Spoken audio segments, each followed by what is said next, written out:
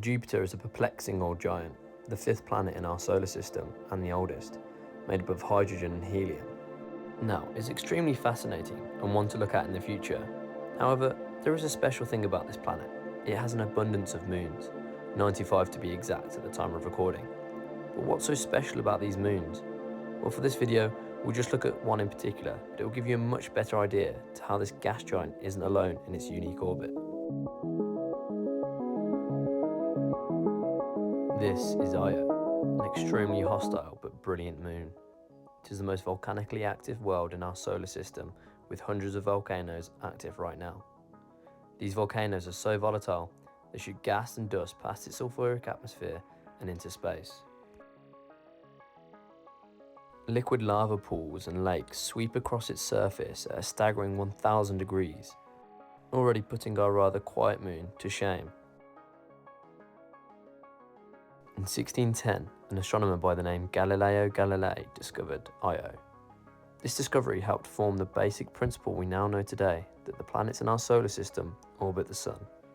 But what about this moon in particular is so special?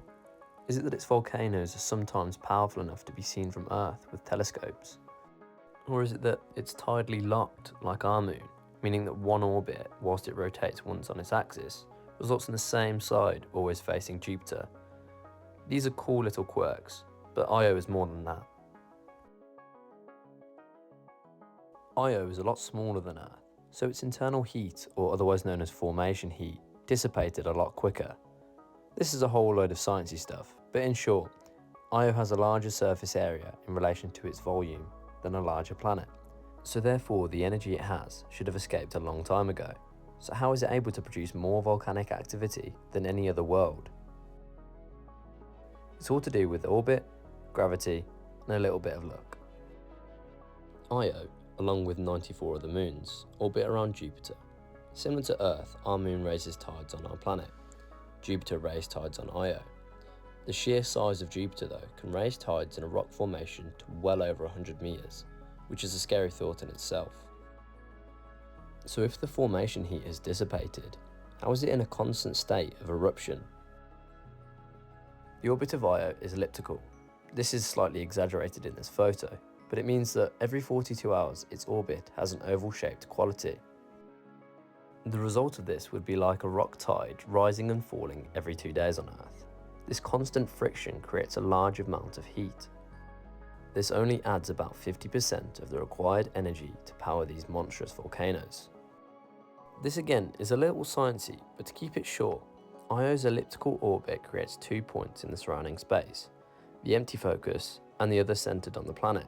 Io is locked to the empty focus and not the planet. As Jupiter raises the tides on Io, it means that whatever stage of orbit Io is in, the tide will be dragged across the face of the moon towards the gravitational pull of Jupiter. The resulting side-to-side and up and down friction creates the energy required to power this unique world. The interesting thing, as mentioned earlier, Io should not be producing the amount of energy for as long as it has. Why is that?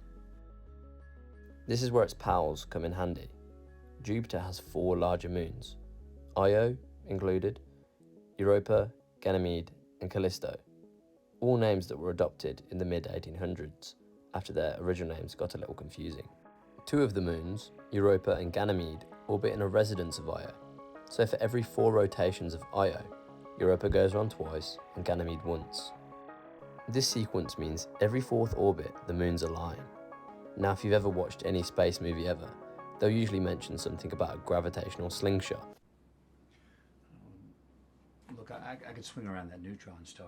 This is using a planet's gravitational pull to propel a shuttle further on its trajectory. This is what Ganymede and Europa do to Io. It cannot escape this gravitational tug of war and so continues its elliptical orbit. This moon could be a great way to study volcanoes and their impact on Io. This information could relate to our own planet, how in the future, what might our big blue home look like?